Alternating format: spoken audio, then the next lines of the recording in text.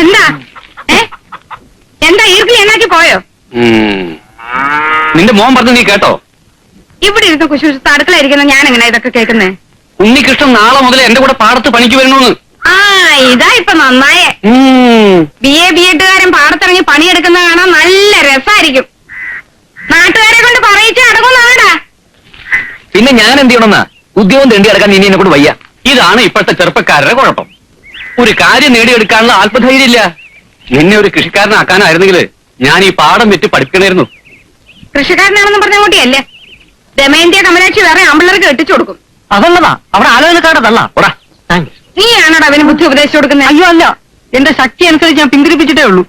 ഉണ്ണികൃഷ്ണന് ജോലി കിട്ടിയിട്ട് കട്ടയെറുപ്പ് നിർത്തി ഉണ്ണിയുടെ കൂടെ പട്ടണത്തിൽ കൂടണമെന്നാ എന്റെ അന്ത്യാഭിലാഷം. അയ്യടാ അവന്റെ ഒരു അന്ത്യാഭിലാഷം. വേറൊന്നും വേണ്ടേ? ചുമ്മാ അല്ല അവനൊരു ജോലി വരാവാത്തത്. ആരെന്ത് പറഞ്ഞാലും ശരി, എനിക്കിനി ചുമ്മാ ഇരിക്കാൻ വയ്യ. ആ പാടത്തിറങ്ങി 4 കളകൾ വെച്ചാൽ അത്രയും എന്റെ ഉണ്ണി മനസ്സ് തളരാതിരിക്കുക. ഒന്നുമില്ലെങ്കിലും ഞാൻ ഈ അമ്പലങ്ങളെ മുറ്റത്ത് കിടന്ന് ഉണ്ടിട്ടില്ലേ, അതിന്റെ ഫലം കിട്ടാതിരിക്കില്ല. ഇതിലൊരു പരസ്യമുണ്ട്, നോക്കട്ടെ. നോക്കട്ടെ. ഇംഗ്ലീഷ് പത്രമാണല്ലോ, അപ്പൊ ഏതാണ്ട് വലിയ ജോലിയായിരിക്കും. എന്ത് ജോലിയാ? മോള് വായിച്ചില്ലേ? എനിക്ക് വായിച്ചിട്ടൊന്നും മനസ്സിലായില്ല. ഇൻസ്റ്റിറ്റ്യൂട്ടിലെ സാറാ പറഞ്ഞത് വലിയ ഉദ്യോഗമാണെന്ന്. സ്കൂൾ അധ്യാപകനായി പിള്ളേർക്ക് 4 അക്ഷരം പറഞ്ഞു കൊടുക്കേണ്ട ഈ ഉണ്ണികൃഷ്ണൻ BA നീ കണ്ടുപിടിച്ച ജോലി കൊള്ളാം.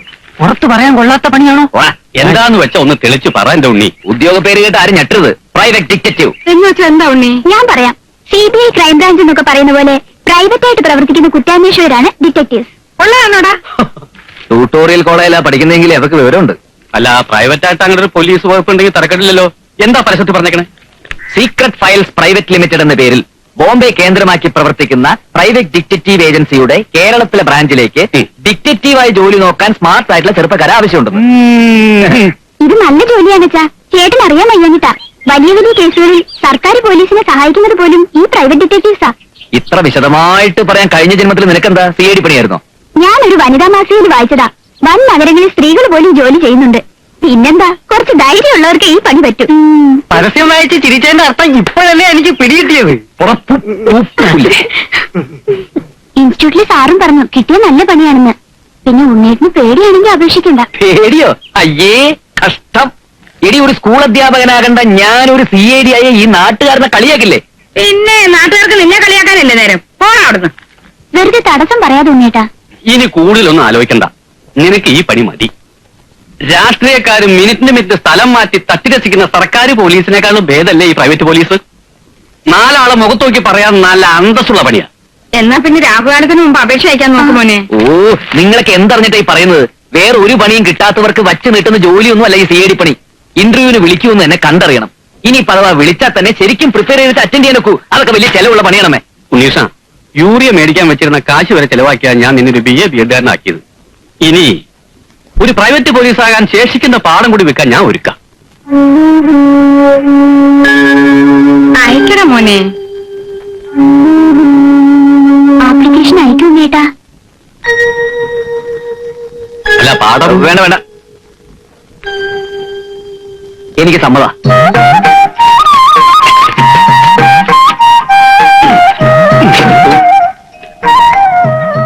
എന്റെ പാറയ്ക്കാവിലമ്മേ, ഇതവന്റെ 52ാമത്തെ അപേക്ഷ. ഇതെങ്കിലും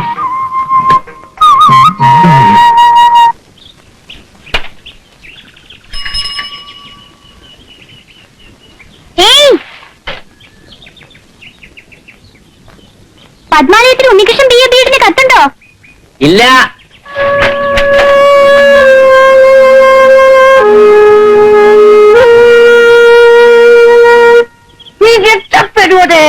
കൊള്ളം. പട്ടച്ചാരായ മുഴുവൻ വലിച്ചു കയറ്റിട്ട് കിടന്ന് പിച്ചും പേയും പറയാതെ.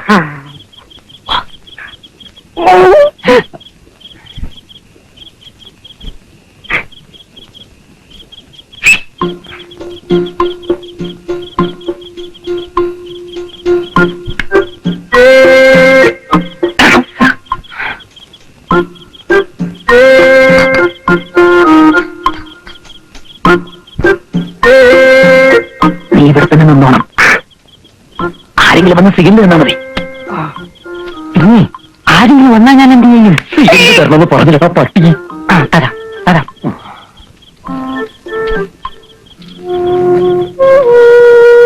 ഇങ്ങോട്ട് വന്നത് ഇതുവഴി വന്നപ്പോ നിന്നെ കാണാൻ കൊതി. എന്നെ കണ്ടല്ലോ എന്ത് വിചാരിക്കും? അച്ഛൻ വായനശാലയിൽ നിന്ന് വരേണ്ട നേരായി. ആരും കാണത്തൊന്നുമില്ല. കുഞ്ചു ഞാൻ കാവലം കിട്ടിയിട്ട് വന്നിരിക്കുക. പിന്നെ നിന്റെ ഉണ്ണിയേട്ടനൊരു സിയേഡിയാവും പോലെ. അപ്പോ രാത്രി കാലങ്ങളിൽ ഇങ്ങനെ വിളിച്ചും പതുങ്ങിയൊക്കെ കാണേണ്ടി വരും. പലരുമായിട്ട് ഏറ്റുമുട്ടേണ്ടിയും വരും. അതിന്റെ റിഹേഴ്സലാണെന്ന് കൂട്ടിക്കും. അങ്ങനെയാണെങ്കിൽ ഉണ്ണിയേട്ടൻ ഈ ജോലിക്ക് പോകണ്ട. പോവാതിരുന്ന നിന്നെ ആ ഗൾഫുകാരൻ മുറത്തിറക്കം കെട്ടിക്കൊണ്ടുപോയില്ലേ? എന്നെ ഞാൻ ആത്മഹത്യ ചെയ്യും. ഓ ദൈവമേ, ഇത് കരയ്ക്കും പോകത്തില്ല വെള്ളത്തിലും പോകത്തില്ല എന്ന് പറഞ്ഞ പോലെ ആയല്ലോ.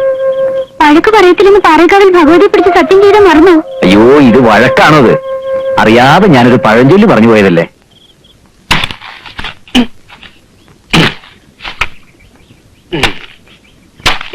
അപ്പുണ്ണേട്ടാ, എന്താ വാസു? ഒന്നും വന്നേ, ഒരു കാര്യം പറയട്ടെ. ഉണ്ണികൃഷ്ണൻ ഇന്റർവ്യൂവിന് കാർഡ് വന്നു എന്ന് ദമയന്തി പറയണ കേട്ടു. ഉള്ളതാണോ? അതെ. ഈ ജോലിയെപ്പറ്റി സൊസൈറ്റിയിൽ ഒരാളുമായിട്ട് ഞാൻ സംസാരിച്ചു. വലിയ പദവിയും പത്രാസുള്ള ഉദ്യോഗമാണെന്ന് പറഞ്ഞത്. മാത്രോ നല്ല ശമ്പളവും. അയ്യോ വാസു, സ്വാധീനം ചെലുത്തേ കിട്ടുമായിരുന്നെങ്കിൽ ആ വഴിക്ക് ശ്രമം നടത്തി നോക്കായിരുന്നു. ഏയ്, ഇത്തരം ജോലിക്കൊന്ന് റെക്കമെൻഡേഷൻ കേൾക്കുമെന്ന് എനിക്ക് തോന്നുന്നില്ല. ഞാൻ പറയാൻ വന്ന അതല്ല, സൊസൈറ്റിയിലെ രാഘവൻ എന്നോട് കാര്യം പറഞ്ഞു. ആലോചിച്ചപ്പോ ശരിയാണെന്ന് എനിക്ക് തോന്നി. എന്തത്? CID പണിയാകുമ്പോ വെറും കുറ്റാന്വേഷണ നോവലിലുള്ള പരിജ്ഞാനം മാത്രം പോരാ. കായിക ശക്തിയും ബുദ്ധിശക്തിയും വികസിക്കാനുള്ള പരിശീലനമാണ് ആവശ്യം. അതിനിപ്പോ എന്ത് ചെയ്യും? രാഘവന്റെ പരിചയത്തിൽ ഒരാളുണ്ട്. പോലീസ് ട്രെയിനിങ് കോളേജിൽ പോലീസുകാരെയും നായ്ക്കളെയും ഒരുപോലെ പരിശീലിപ്പിച്ച് റിട്ടയർഡ് ആയ ഒരു ഋഷികേശൻ നായർ. അയാളെ കിട്ടിയ നമ്മുടെ രക്ഷപ്പെട്ടു. എന്നാ ആളെ വരുത്താം. പക്ഷെ കക്ഷി ഇപ്പൊ എവിടെയുണ്ടെന്ന് രാഘവന് തിട്ടമില്ല. അന്വേഷിക്കാൻ ഞാൻ ഏർപ്പാടാക്കിയിട്ടുണ്ട്. പക്ഷെ അയാൾ ചോദിക്കുന്ന കാശ് കൊടുക്കണം. ഓ, അത് സാരമില്ല. വാസു ഒരു കാര്യം ചെയ്യും. ആ ഋഷികേശനാരെ എങ്ങനെയും തപ്പിയെടുക്കാൻ നോക്ക്.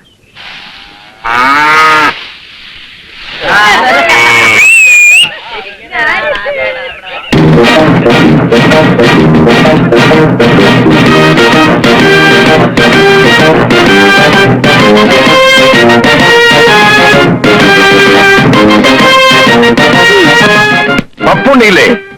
ആരാ? മനസ്സിലായില്ല. അതൊക്കെ നേരിട്ട് പറയാം. വിളിക്കേ. അക്രമൊന്നും കാണിക്കല്ലേ. അങ്ങനെ ഒരു പാവം. അക്രമം കാണിക്കാൻ പോകുന്ന അങ്ങേരോടല്ല, അങ്ങേരുടെ മകനോടാണ്. ഉണ്ണികൃഷ്ണല്ലേ ഇവിടെ? അയ്യോ, അവൻ അങ്ങേരെക്കാളും പഞ്ചപാവം. അതേ, ഒന്നിങ്ങോട്ട് വന്നേ. വിളിക്കേ, വേഗം വിളിക്കേ. നിങ്ങൾ എന്താണ് നിൽക്കുക? എന്താ എന്താ? പോലീസിനെ ഒന്ന് വിളിച്ചോണ്ട് വാ. വരൂ വരൂ. നിങ്ങളെയൊക്കെ കുറച്ചു നേരത്തേക്ക് ഭയപ്പെടുത്തേണ്ടി വന്നതിൽ എനിക്ക് ഖേദമുണ്ട്. ഞാൻ ആരെയും കൊല്ലാമെന്നതല്ല. ഇദ്ദേഹത്തിന്റെ മകനെ CID ആയി വാർത്തെടുക്കാൻ വേണ്ട പരിശീലനം കൊടുക്കാമെന്ന ട്രെയിനറാണ് ഞാൻ. എന്നാ പിന്നെ ഇയാൾക്കത് നേരത്തെ പറഞ്ഞു തുടക്കാൻ. എന്തിനും കുറച്ച് ടെൻഷൻ ഉണ്ടാക്കുക എന്നുള്ളത് എന്റെ ഒരു ശീലമാണ്.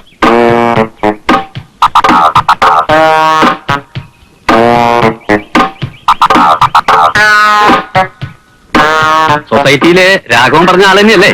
അതെ, mister Rishikesan Nair, retired trainer, police training college, Thycaud PO, Thiruvananthapuram 14.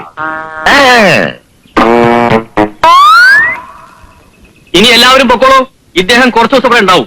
അഭ്യാസങ്ങളിൽ ചിലത് നിങ്ങൾക്കും കാണാം. ഓ, ഞങ്ങളങ്ങ് പേടിച്ചു പോയി. ഓട്ടെ പപ്പുണ്ണേട്ടാ. സോറി മിസ്റ്റർ പപ്പുണ്ണി, നിങ്ങളുടെ മകന് വേണ്ടി ഞാൻ ഒരു ഹോം ട്യൂഷനാണ് ഉദ്ദേശിക്കുന്നത്, അല്ലാതെ ഒരു പൊതു പ്രദർശനമല്ല. അറിഞ്ഞൂടായിരുന്നു, ക്ഷമിക്കണം. പൊട്ടും പൊട്ടും. ഇരിക്കാം. ടൈലർ ഈ മുണ്ട് അങ്ങോട്ട് കൊടുത്താട്ടെ. പ്രായമായ പെങ്കച്ചുള്ള വീടാ. അയ്യോ, എന്റെ മുണ്ട് വഴിയിൽ ഉരിഞ്ഞു പോയതൊന്നുമല്ല. ഇതാണ് എന്റെ സ്ഥിരം വേഷം. അടിവസ്ത്രം മാത്രം എടുത്തോണ്ട് ഇവിടെ തങ്ങുന്ന കാര്യം പാടാ. തുണി എടുത്തോണ്ട് പഠിപ്പിക്കാമെങ്കിൽ പഠിപ്പിച്ചാൽ മതി. അല്ലെങ്കിൽ ഞങ്ങൾ വേറെ ടൈലറെ നോക്കിക്കോളാം. പത്മാവതി, എന്ത് വേണം പത്മാവതിക്ക്? മാനോ മാനമുള്ള ഒരു ടൈലറെ കിട്ടിയില്ലേ നമ്മുടെ മോനെ പഠിപ്പിക്കാൻ?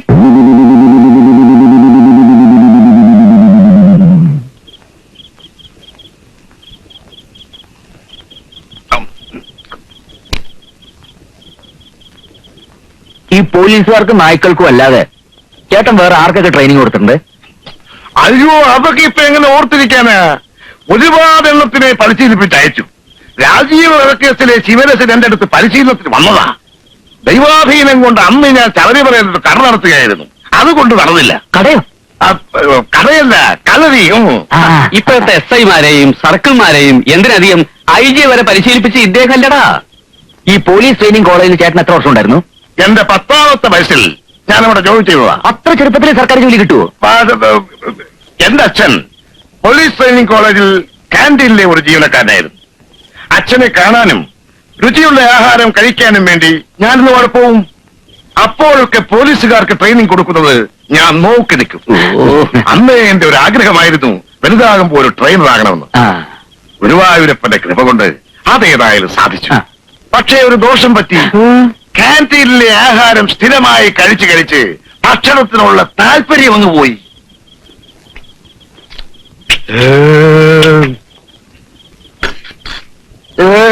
പത്മാവതി കോഴിയിറച്ചെടുത്തോ. എന്റെ പറശ്ശിനിക്കട മുത്തപ്പ ഇയാടെ മുഖത്തും വയറാണോ? നമ്മൾ വല്ല തേറ്റിക്കട്ടെ. അന്നത്തെ സംഭവങ്ങൾ മുഴുവൻ ഡിറ്റക്റ്റീവ് അരുണാചലൻ തന്റെ ഡയറിയിൽ കുറിച്ചു വെച്ചു. ഗ്രാമം ഉറങ്ങിയിട്ടുണ്ടായിരുന്നില്ല. കുറിക്ക് പുറത്ത് കട്ട പിടിച്ച ഇരുട്ടിൽ ദൂരെയെങ്ങും ഒരു ചാവാലിപ്പട്ടിയുടെ ഓലി കേട്ടു. പ്രകൃതിയുടെ ഒരു ഇല പോലും അനങ്ങിയില്ല. കാറ്റേതോ നിഗൂഢതയിൽ ഒളിച്ച പോലെ. അന്തരീക്ഷത്തിൽ പഴകിയ ചോരയുടെ മണം തളം കെട്ടി നിൽക്കുന്നതായി അരുണാചലത്തിൽ തോന്നി. ഡയറി അടച്ചു വെച്ച് ഉള്ളിൽ കെട്ടുപിടിഞ്ഞു കിടക്കുന്ന ചിന്തയുടെ കുരുക്കൾ അഴിക്കാൻ തുടങ്ങിയായിരുന്നു അയാൾ. ഉടനെ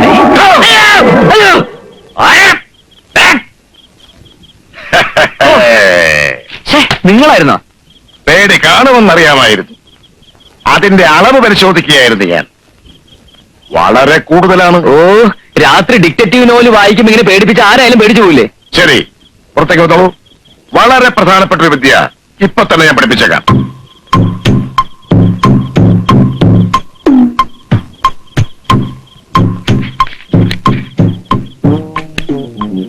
ഉണ്ണികൃഷ്ണൻ ശ്രദ്ധിച്ചോളൂ. തീപ്പെട്ടിക്കുള്ളി ഇങ്ങനെ വെച്ചിട്ട് തള്ളവിരലെ കൊണ്ട് നന്നായി അമർത്തി പിടിക്കണം. ഇത് പഠിപ്പിക്കാനാണ് ഈ പാതിരാത്രിയിൽ വായിച്ചോണ്ട് എന്നെ പിടിച്ച് പുറത്തിറക്കിയത്. ഈ പഞ്ചായത്തിലെ പീക്കിരി പിള്ളേർക്ക് പോലും അറിയാവുന്ന വിദ്യ അത്. ഒരു വിദ്യയും കണ്ണുമടിച്ചങ്ങനെ നിന്നിക്കരുത്. വല്ലഭന് പുല്ലുമായുധമെന്ന് പറയുന്നത് പോലെ ഒരു CIDക്ക് വിജയം കൈവരിക്കാൻ ചിലപ്പോ ഒരു തീപ്പെട്ടിക്കൊള്ളിയുടെ സഹായം വേണ്ടി വരും. അതെ അതെ, ഈ വിദ്യ എല്ലാവർക്കും അറിയാമായിരിക്കും. പക്ഷേ പറയുന്ന സ്ഥാനത്ത് കൃത്യമായി തെറിച്ചു കൊള്ളിക്കണം. അതിന് പറ്റുമോ? എഴുതാപ്പുറം വായിക്കാതെ ആശാൻ പറയുന്നത് കേട്ട് പഠിക്കണ്ടേ ഉണ്ണി? അച്ഛന് വയസ്സായെങ്കിലും വിവരമുണ്ട്. നോക്കൂ, ആ തെങ്ങിൻ ചുവട്ടിൽ കിടക്കുന്ന കടലാസാണ് എന്റെ ലക്ഷ്യം. ഇവിടെ നിന്നുകൊണ്ട് ഞാനത് കത്തിച്ച് കാണിച്ചു തരാം. 1, 2, 3. കലക്കൻ ഉന്ന ആശാനെ. അപ്പുറത്തെ പപ്പനാവന്റെ പറമ്പിലേക്കാ പോയത്. ഇനി അവിടെ ഞാൻ തീ പിടിക്കുവോ? നീ ആ കരുനാക്കൊണ്ടൊന്ന് മിണ്ടാതിരിക്കും പത്മം. എന്തുകൊണ്ടാണ് ഉന്നം തെറ്റിയതെന്ന് ഞാൻ വിശദമാക്കി തരാം. തെറ്റ് ആദ്യം പഠിപ്പിച്ചിട്ട് പിന്നെ ശരി പഠിപ്പിക്കുക. അതാണ് എന്റെ ഒരു രീതി. തിയറി ഒന്നും പഠിച്ചോണ്ട് ഇപ്പൊ സമയമില്ല എന്റെ ആശാനെ. ആ തീപ്പെട്ടി കൊടുത്താ ലക്ഷ്യസ്ഥാനത്ത് എങ്ങനെ കൊള്ളിക്കണമെന്ന് ഞാൻ കാണിച്ചു തരാം. എന്നാണത് കാണിക്ക്. ആദ്യമായി കൊള്ളിയെടുത്ത് തള്ളവരിൽ കൂട്ടകൻ അമർത്തി പിടിക്കുക. എന്നിട്ട്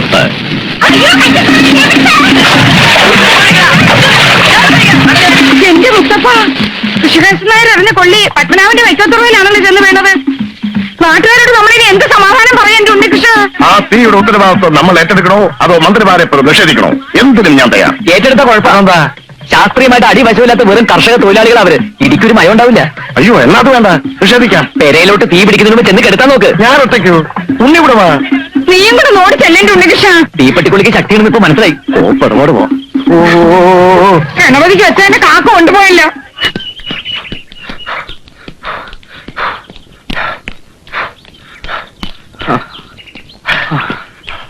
നിർത്ത്. വിയർപ്പാറിയ ശേഷം സഹിക്കാൻ പറ്റുന്ന ചൂടുവെള്ളത്തിൽ പോയി കുടിച്ചോളൂ.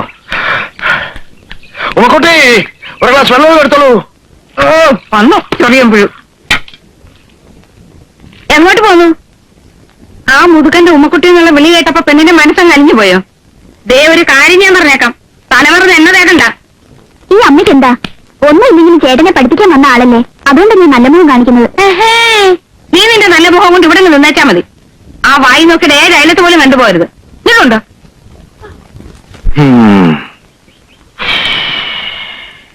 എന്നാ വെള്ളം.